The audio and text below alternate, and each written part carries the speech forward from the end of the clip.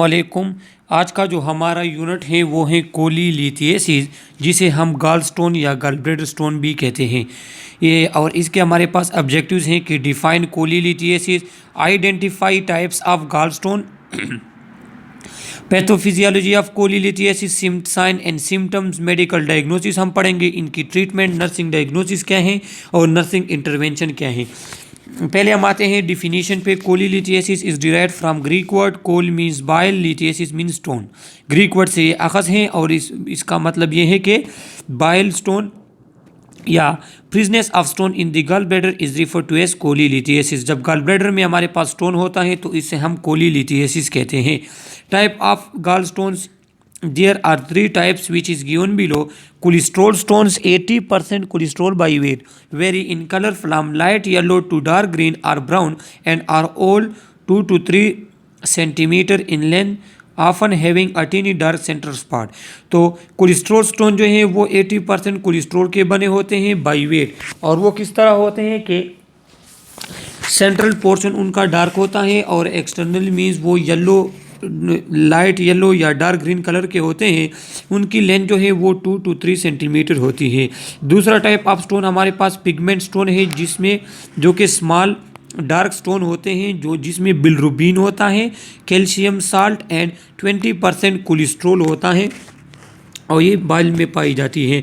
तो आपको ये पता होना चाहिए कि हमारे पास जो बिलरुबिन है ये आरबीसीज हेमोग्लोबिन की ब्रेकअप मीन्स उसका बाई प्रोडक्ट है, और हमारे फीसिस का जो कलर है ये भी इसी बिलरुबिन की वजह से।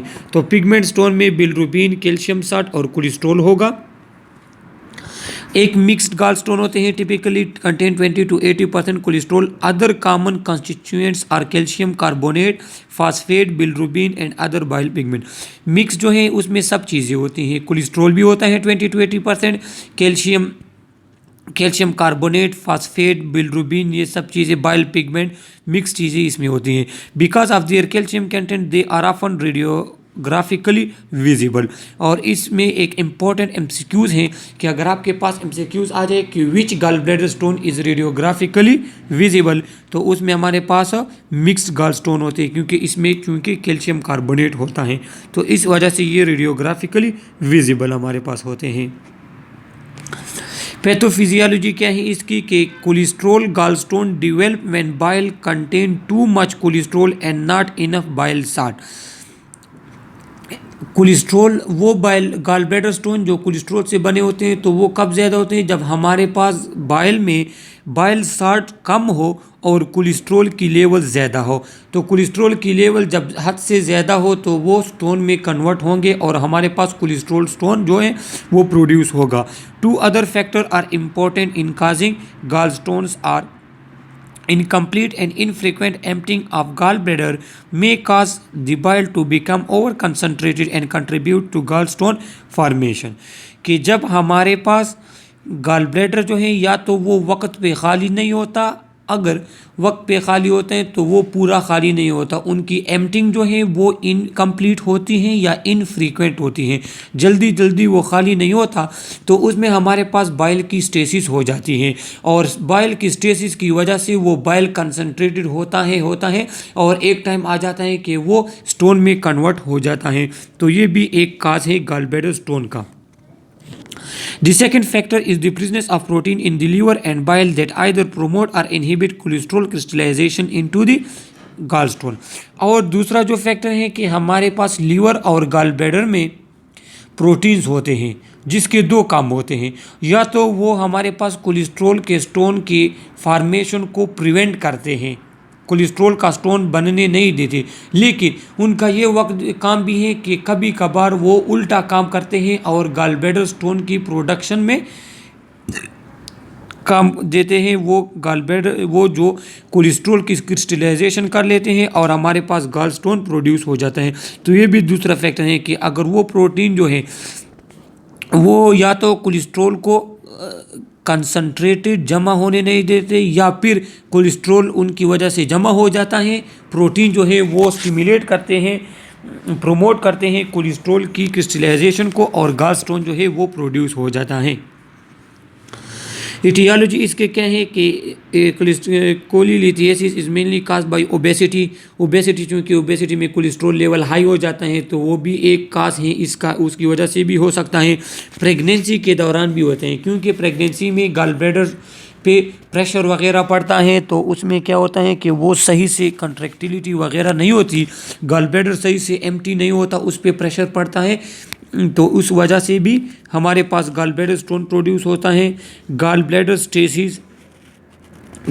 स्टेसिस हमारे पास। अच्छा, प्रेगनेंसी के दौरान एक ये भी रीज़न है कि प्रेगनेंसी के दौरान हमारे पास हार्मोनल लेवल फीमेल का है वो चेंज हो जाता है। ये मेन रीज़न है प्रेगनेंसी में, मेन रीज़न यही है कि हार्मोनल लेवल चेंज हो जाता है, एस्ट्रोजन की जो मिकदार है वो चेंज हो जाती है, ज़्यादा हो जाती है, तो क्या होता है उसकी वजह से हमारे पास गॉल ब्लैडर स्टोन प्रोड्यूस होता है, गॉल ब्लैडर सही से एम्प्टी नहीं होता। तो ये मेन रीज़न है गॉल ब्लैडर स्टोन का, गॉल ब्लैडर के इन्फेक्शन का, कि हमारे पास प्रेगनेंसी के दौरान हार्मोनल इम्बैलेंस हो जाता है और उसकी वजह से जो है स्टोन प्रोड्यूस हो सकता है। ड्रग्स, हमारे पास कुछ ऐसे ड्रग हैं जो गॉल ब्लैडर स्टोन प्रोड्यूस करते हैं, उसमें हमारे पास एरिथ्रोमाइसिन, एम्पिसिलिन, ये एंटीबायोटिक हैं। कुछ एनाल्जेसिक, नारकोटिक्स, ये ऐसे मेडिसिन है, ऐसे ड्रग्स हैं जो गॉल ब्लैडर स्टोन के प्रोडक्शन में किरदार अदा करते हैं। हेरिडिटी भी होता है कि अगर किसी के पेरेंट्स वगैरह में गॉल ब्लैडर स्टोन चलता आ रहा है तो उसकी वजह से उसके बच्चे वगैरह हैं उसमें भी ये गॉल ब्लैडर स्टोन हो सकता है। और इसकी बेस्ट एग्जांपल ये है कि किडनी स्टोन का ख़ुद मैंने पेशेंट देखा है जिसका ये कहना था कि हमारे फैमिली में जो है तकरीबन मैक्सिमम पर्सन जो है वो किडनी स्टोन से इफ़ेक्ट है, उनमें किडनी स्टोन है। तो इसी तरह गॉल ब्लैडर स्टोन भी जो है वो हेरिडिटी हो सकता है। साइन एंड सिम्टम इसके क्या होंगे कि गॉल स्टोन में भी एसिम्टमेटिक इवन फॉर ईयर्स, कि शुरू में ये इसके कोई पेन वगैरह सिम्टम कुछ भी नहीं होंगे कुछ सालों के लिए। These gallstone are called silent stone and do not require treatment। और इन्हें साइलेंट स्टोन भी कहते हैं क्योंकि इनकी साइज़ जो होती है वो कम होती हैं, तो वो बाइल के स्टेसिस में बाइल के ब्लॉकेज वगैरह प्रोड्यूस नहीं करते, तो इसको हम साइलेंट स्टोन कहते हैं। Symptom commonly begin to appear once the stone reach a certain size greater than 8 mm। ये एक इम्पॉर्टेंट MCQs है, सही है, कि जब हमारे पास गॉल ब्लैडर स्टोन 8 mm से इंक्रीज़ कर जाए तो यहाँ आपको सिम्टम प्रोड्यूस हो जाते हैं। सिम्टम क्या होंगे, आपको पेन होगा, आप जो है कोलेस्ट्रॉल वगैरह की इनकॉन्टिनेंस होगी, ये आगे मैं आपको बता दूंगा कि इसके क्या सिम्टम होंगे कि जब ये इंक्रीज़ हो जाता है। Characteristic symptoms of gall stone is gall stone attack in which a person में experience intense pain in the upper right side of the abdomen. इसके कैरेक्टरिस्टिक सिम्टम ये है कि पेशेंट को गॉल स्टोन अटैक होता है कि एकदम से एक्यूट, एक सीवियर सा, एक हमारे पास एक्यूट सख्त किस्म का पेन उसे प्रोड्यूस हो जाता है अपर राइट एब्डामन में, जो कि बर्दाश्त के काबिल नहीं होता और आपने इस पेशेंट को जो है इमरजेंसी में ले जाना पड़ जाता है। तो इसे कहते हैं गॉल स्टोन अटैक।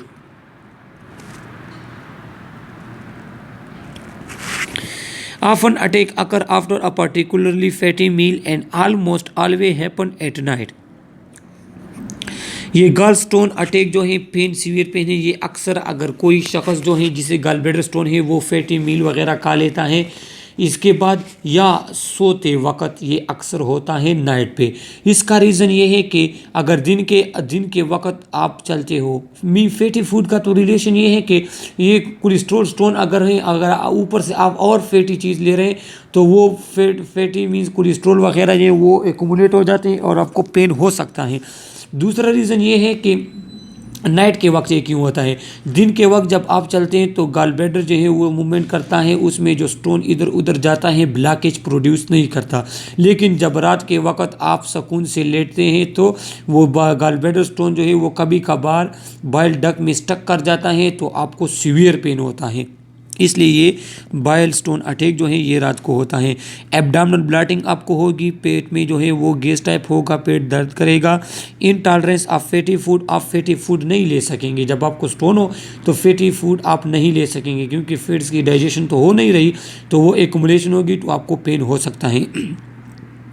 बिल्चिंग आपको डकारें आएंगी, आपका डाइजेस्टिव सिस्टम वो इफेक्ट होगा, फैट जो है उसकी डाइजेशन नहीं हो रही, तो आपको बिल्चिंग बिल्चिंग कहते हैं डकारों को। एक हमारे पास और टर्म यूज़ होता है हिकअप्स, हिकअप हिचकियों को कहते हैं, हिचकियों को, और जो कि डायफ्राम एक्टिविटी है। और बिल्चिंग जो है इसे ये डकारे कहते हैं इसे। गैस, आपको गैस भी हो सकती है क्योंकि फिट्स वगैरह उसी तरह आपके एब्डामिन में होगी, उसकी डाइजेशन वगैरह नहीं हुई होगी। और इनडाइजेशन आपको होगी क्योंकि आप फैटी फूड या कोई और फूड लेते हैं, डाइजेस्टिव सिस्टम आपका इफेक्ट है, गॉल ब्लैडर में स्टोन है, तो आप जो है डाइजेस्टिव सिस्टम आपका काम नहीं कर रहा, तो आपको इनडाइजेशन होती है। मेडिकल डायग्नोसिस आज की हम किस तरह करेंगे कि एब्डोमिनल अल्ट्रासाउंड हम करते हैं, तो अल्ट्रासाउंड के ज़रिए भी हमें पता चल जाता है, ये देखो ये अल्ट्रासाउंड के ज़रिए पता चल गया कि यहाँ पे स्टोन है। इसके बाद history and physical examination, history काम पूछते हैं, पेन हो रहा है नहीं हो रहा है, आपके ख़ानदान में था या नहीं था, आपकी एक्टिविटी क्या है, ज़्यादा फैटी फूड तो आप नहीं लेते, फैटी फूड लेने के बाद आपको पेन होता है, नाइट के वक्त पेन होता है, तो ये सब हिस्ट्री में सब कुछ आता है। उसका एज का पूछेंगे, और भी हमारे पास जो डिजीज़ वगैरह उससे हम मालूम कर सकते हैं। फिजिकल एग्जामिनेशन से हमें पता चलता है कि उसे पेन होता है जब हम उसके एब्डामन को टच करते हैं। उसके बाद मीन्स मर्फी साइन जो है ये फिजिकल एग्जामिनेशन है। मर्फी साइन मैं एक और वीडियो में एक्सप्लेन कर चुका हूँ गॉल ब्लैडर इन्फ्लेमेशन जो है कोलिसिस्टाइटिस में, कि मर्फी साइन हमारे पास किस तरह होते हैं कि पेशेंट को स्ट्रेट अपने लेटाना होता है, उसकी लीवर के नीचे आपने हाथ रख के उस पेशेंट को कहना है कि आप एक डीप सांस ले, जब वो सांस ले तो आप वहाँ पे राइट साइड पे लीवर के नीचे आप अपनी उंगलियों को प्रेस करते हैं, तो उसे सीवियर पेन होता है, इसे मर्फी साइन कहते हैं। तो गॉल ब्लैडर स्टोन के जो पेशेंट है उसमें मर्फी साइन जो है वो पॉजिटिव होंगे, और ये मैं एक्सप्लेन कर चुका हूँ अपने कोलिसिस्टाइटिस वीडियो में। फिजिकल एग्जामिनेशन, एक तो आप उसके कलर को दे सकते हैं, अगर बिलिरुबिन ज़्यादा है उसका कलर जो है वो येलोविश होगा, उससे आप डिहाइड्रेट पेशेंट होगा। इंडाइजेशन है तो न्यूट्रिशनल डिफिशियंसी उसे होगी।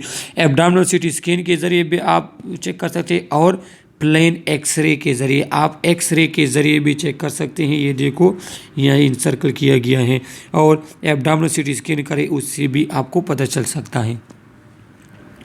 इसकी ट्रीटमेंट, इसकी ये जब आपको गॉल ब्लैडर स्टोन हो जाए तो इसकी ट्रीटमेंट सिर्फ ये है कि आपने या तो इसको सर्जिकल रिमूव करना है, आपने कट लगा के उस गॉल ब्लैडर को कट के ज़रिए बाहर निकालना है, या लेप्रोस्कोपिक कोलिसिस्टेक्टोमी। लेप्रोस्कोपिक ये मेथड जो है ये लेप्रोस्कोपिक है।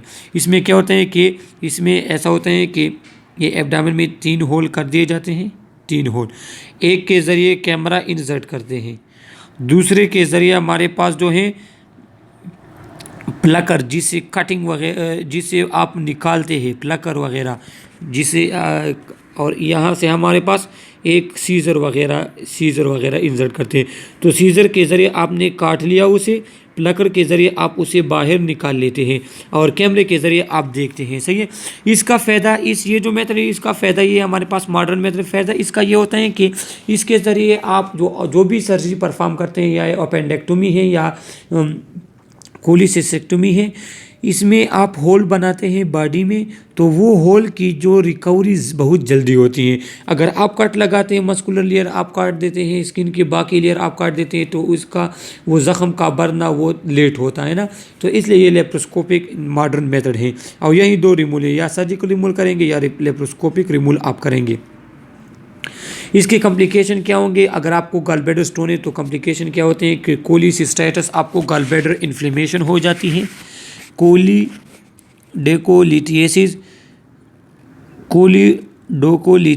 आपका बाइल डक्ट जो है, इसे बाइल डक्ट जो आपका है वो डक्ट जिसके ज़रिए आपके पास गॉल ब्लैडर से बाइल जाके स्मॉल इंटेस्टाइन में जाता है, उसमें आपका स्टोन प्रोड्यूस हो जाता है। गॉल ब्लैडर का जो स्टोन है वो फ्लो कर जाता है बाइल डक्ट में, कॉमन बाइल डक्ट। इस कॉमन बाइल डक्ट का काम क्या है कि ये बाइल आपके पास गॉल ब्लैडर से ले जाके इंटेस्टाइन तक ले जाते हैं, तो गॉल ब्लैडर स्टोन की वजह से आपका बाइल डक्ट जो है वो भी ब्लॉक हो सकता है, उसमें स्टोन प्रोड्यूस हो सकता है।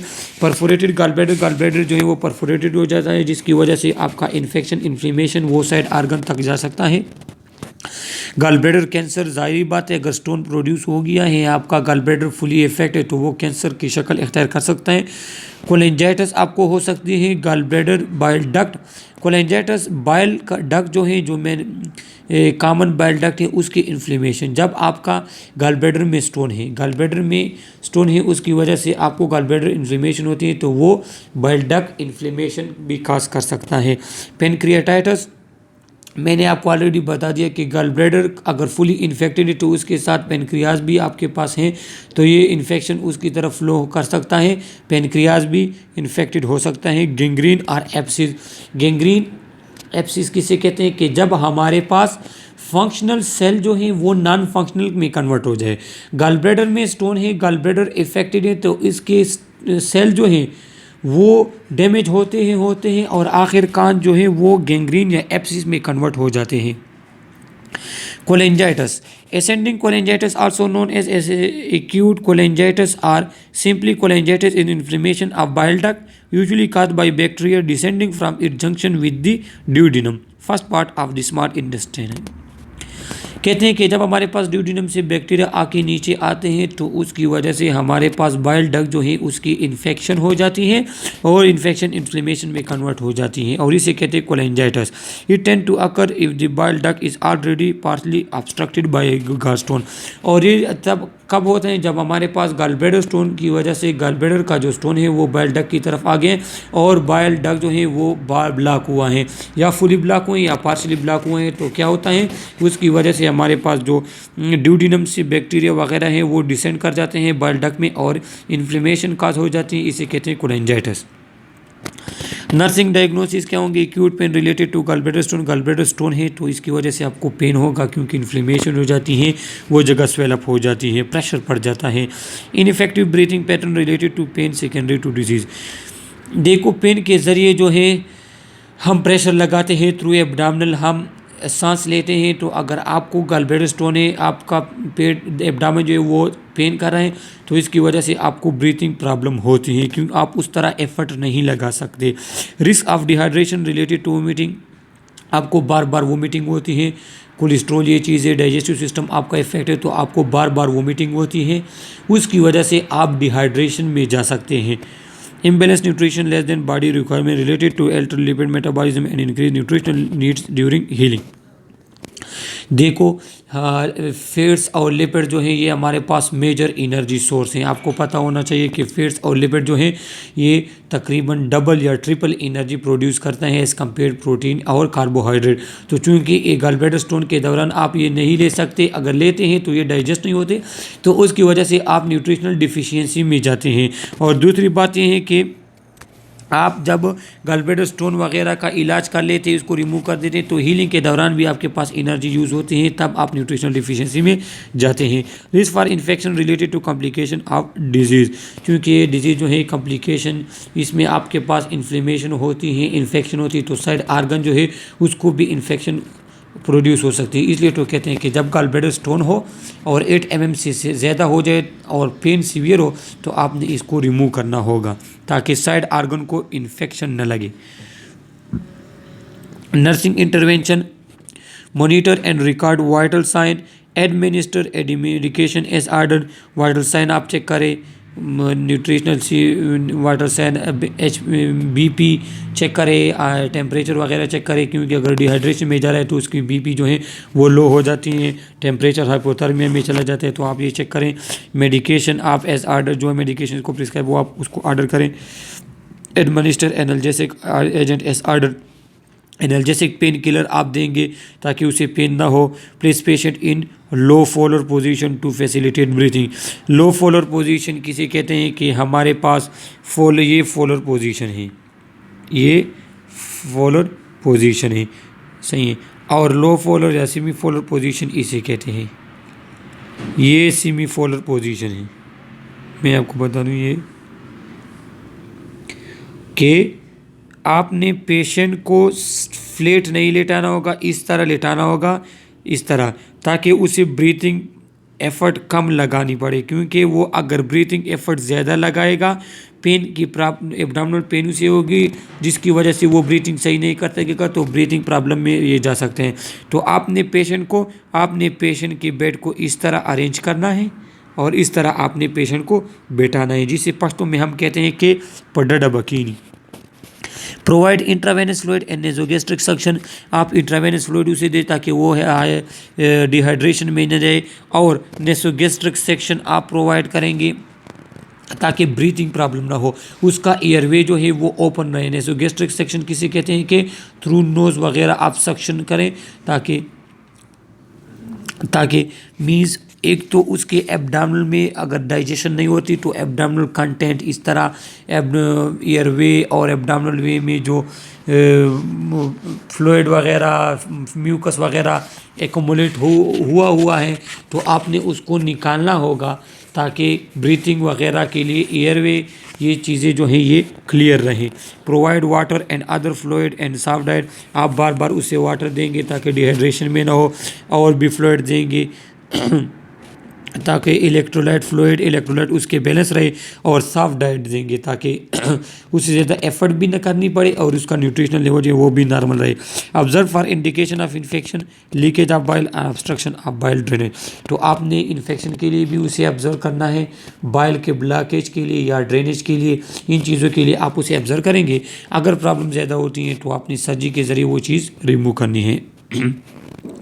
तो ये आज का हमारा यूनिट था, इसी से रिलेटेड कोलेंजाइटिस, कोलिलिथिएसिस, ये हमारे पास आज हमने पढ़ा, कोलिसिस्टाइटिस, और एक और यूनिट इस तरह लिवर एब्सिस, लिवर कैंसर, ये सब के सब हमारे चैनल में दिए गए हैं। तो आप प्लीज़ हमारे चैनल को सब्सक्राइब करें, लाइक करें और शेयर करें। कोई भी क्वेश्चन हो आप थ्रू कमेंट हमसे पूछ सकते हैं। Okay, thank you.